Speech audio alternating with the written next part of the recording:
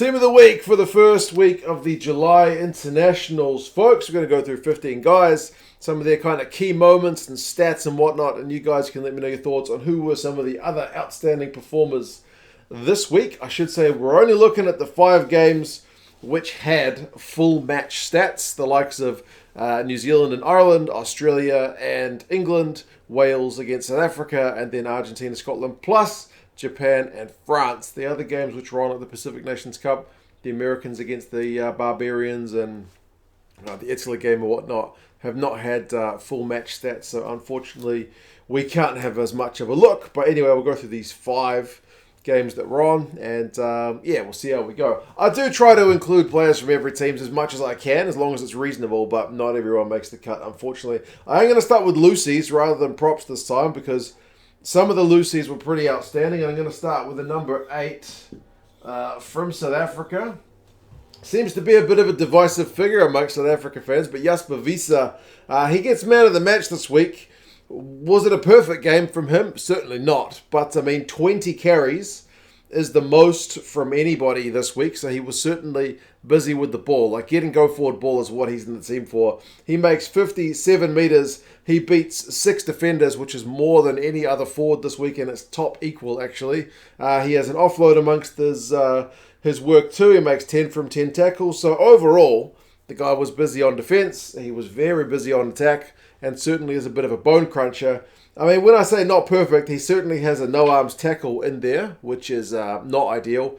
And catching high balls, he still needs a wee bit of practice on. He's not quite Dwayne Vermeulen-esque in that regard. So that was a little bit costly at times. But I'm sure he will get better once he adapts to that role. Now, if you're an All Blacks fan, you're probably screaming at me right now, how could you include a number 8 and not include ARDIE SAVEA? Well, I've done a little bit of a sneaky one and included ARDIE SAVEA here as well.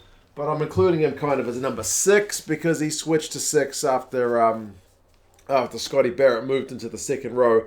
ARDIE is genuinely an absolutely world-class player. He has 2 tries in this game. One of them, a bit of quick reaction time to dot a ball down that was bouncing around in goal. And one of them just an absolute piece of individual brilliance. So, ARDIE is just, like I said, he is just class. In terms of his stats, he finishes with 11 carries for 61 metres, which is a pretty effective carrying rate. He has a clean break. He has 4 defenders beaten. He has 7 passes, 16 from 17 tackles. So he's literally just doing everything, man. He wins 2 lineouts. And even like for the Tupaia try, which Bodie puts the kick through, guess who passed the ball to Bodie from the back of that ruck? It was ARDIE.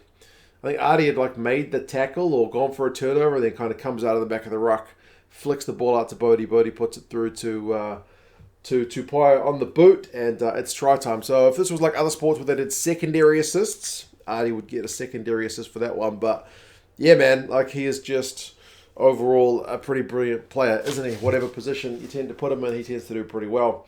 The other Lucy I have gone with is from the French and Japanese game. It's the French captain, Charles OLLIVON. He's another guy, and it's easy to kind of get excited about Aldrit in that French lineup, but OLLIVON also just does a bit of everything. Kind of like SAVEA, he makes a bunch of carries, 10, so not quite up to WIESE's level at 20 either, but he makes 37 metres in really hot conditions as well. If you guys didn't watch that game, they stopped for water so many times because it was just sweltering with the heat.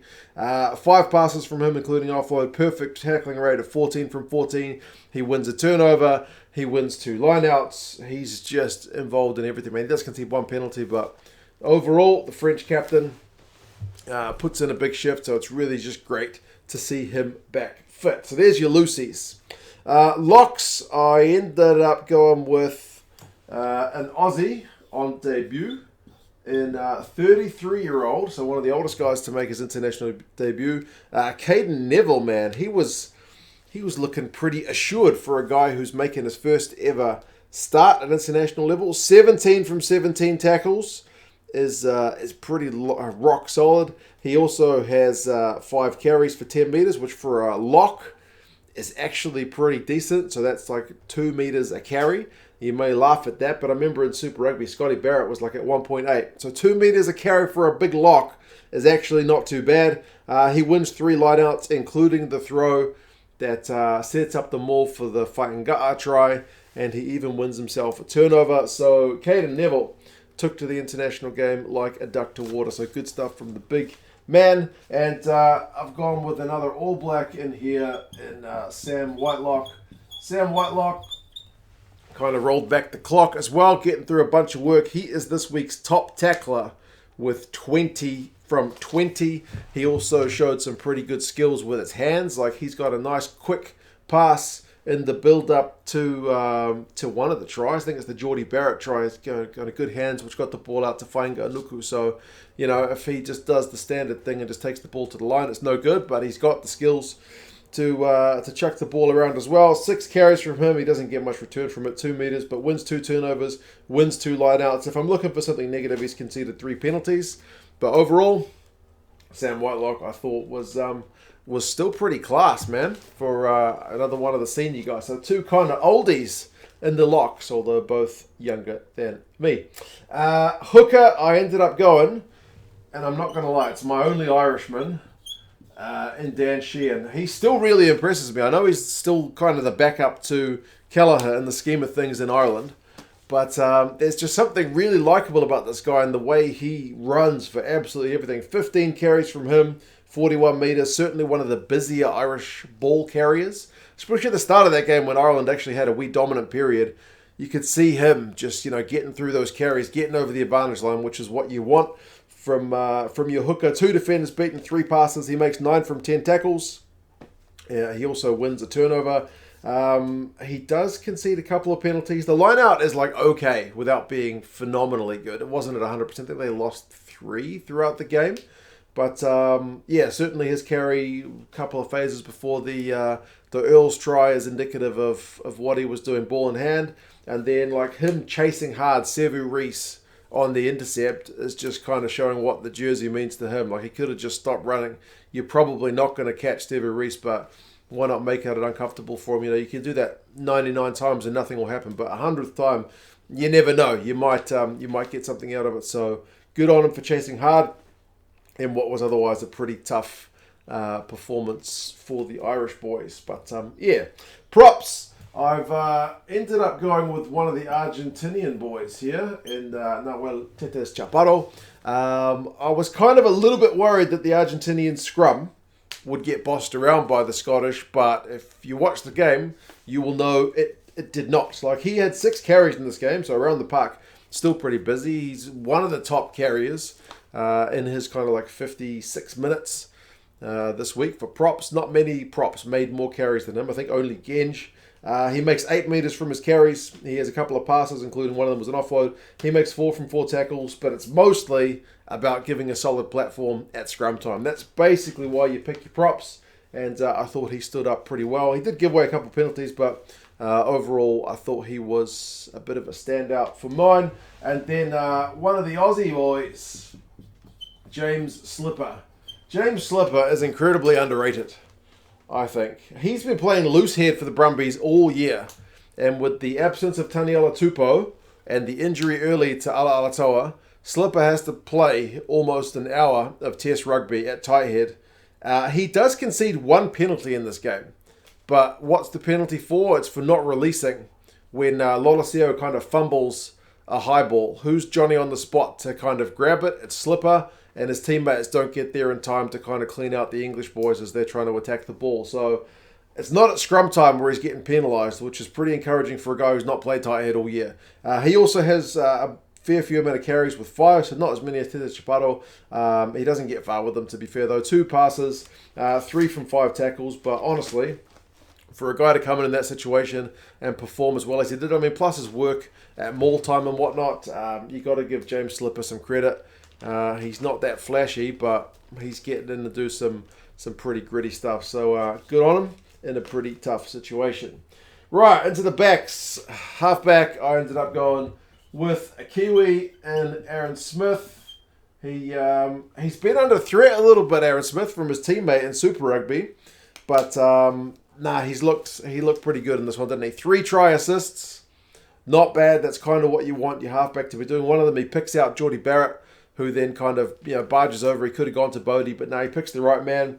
One of them was the one for ARDIE that you could argue was a knock on, but he knocked it backwards for ARDIE to go over. And then another one, which is the pass to ARDIE, who then just kind of burst over the line. So maybe not the most traditional try assist, but the first one was very traditional. 11 meters for him from 3 carries. One of them is his clean break, where he just kind of picks and goes when there's nobody kind of guarding the back of that ruck for Ireland. He chips over the top, which is what creates the SAVEA try. So good kind of heads-up play from him. We know he's more of a distributor than a runner, but he can run when he needs to. He had advantage, so why not? He beats the defender. He makes 5 from 5 tackles. He does concede 1 penalty, but yeah, him being there to get that good go-forward ball, quick distribution, it's what you want from your halfback, and I thought he did it pretty well. 10, I have gone with MATTHIEU JALIBERT from the French against Japan game. If you watch that game, like I said, you will know he was just running the show, man. He was looking so comfortable. Remember, he missed the Six Nations, but yeah, international rugby fits him like a glove. He finishes with 2 try assists. One's just a classic, from the back of the scrum. He gets the ball, first pass, and then second pass, he just spins it wide to Penaud. It's a beautiful pass. He finds his man, and Penaud goes over, so good try for that one. And the next one, he's got a little bit more to do.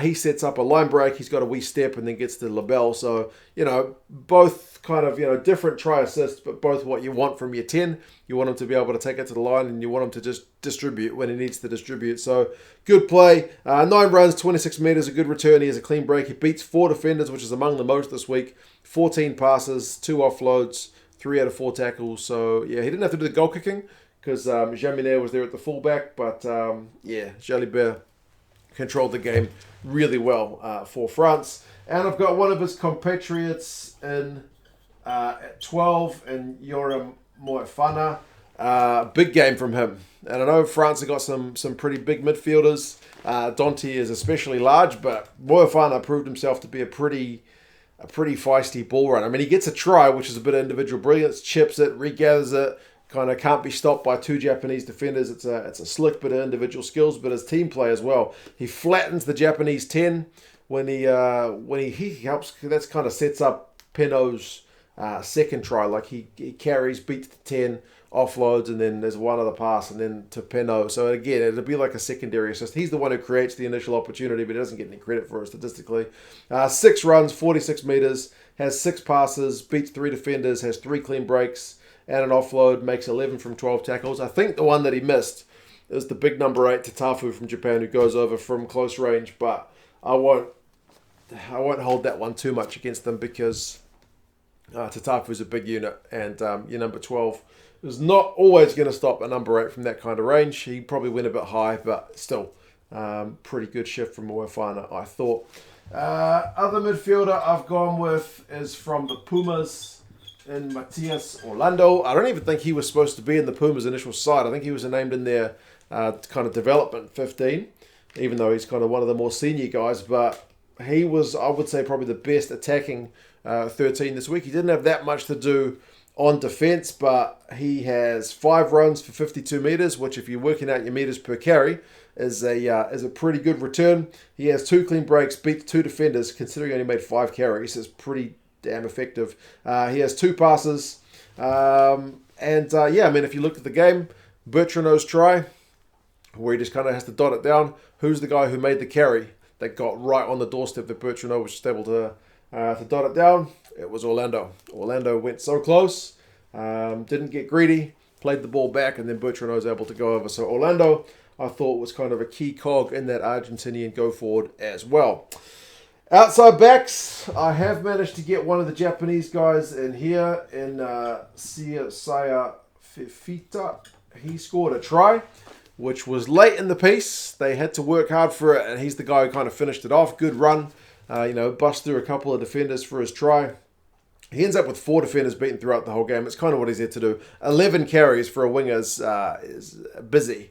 They use him as a big ball carrier because he is a big unit. I remember he dropped one kind of sitter early on, which was a bit disappointing. But, I mean, 11 carries, 68 meters. Like I said, beats 4 defenders. He does have that 1 turnover conceded. He makes 6 out of his 8 tackles.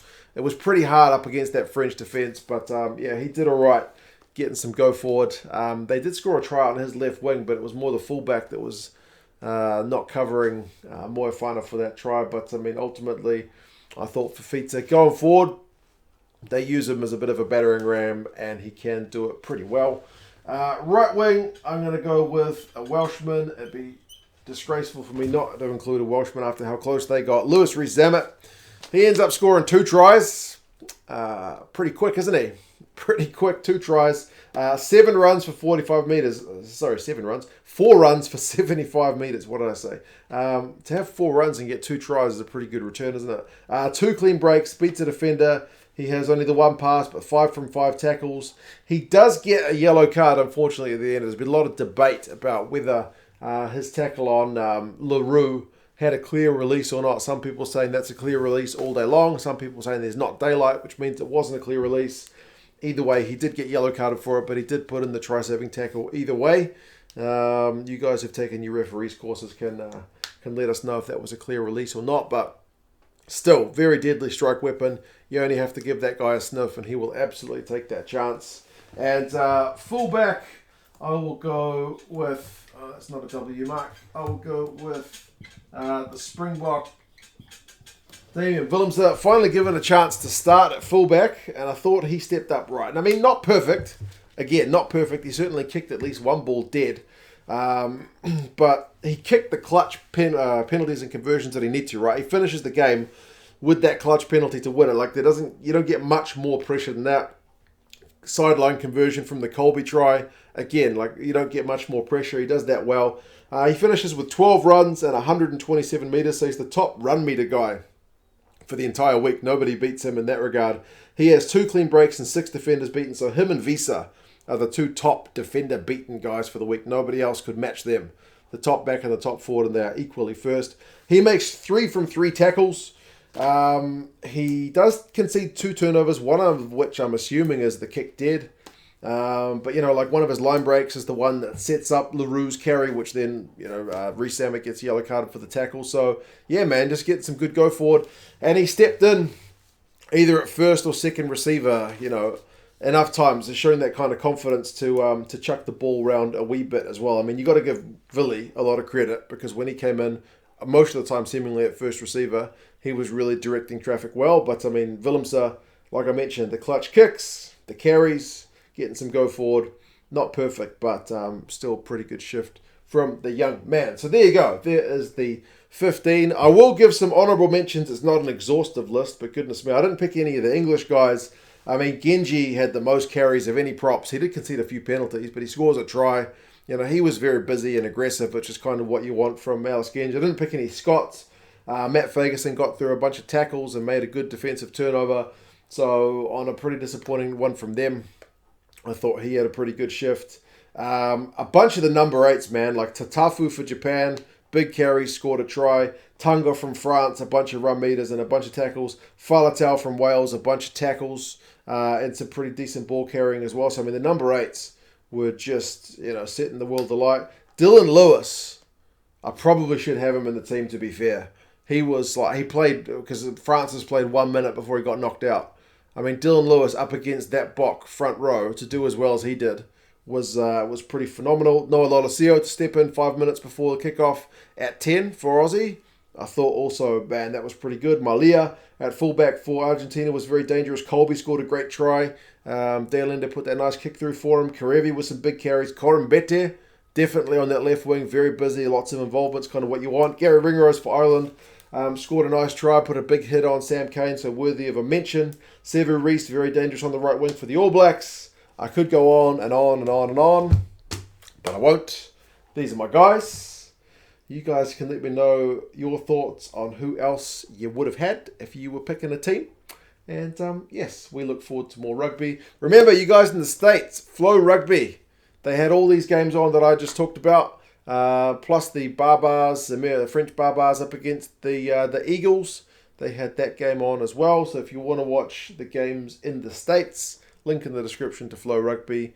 They've got all the games. Happy days, on demand and live. You guys take care of yourselves, and yes, I'll talk to you guys again. So, see you later.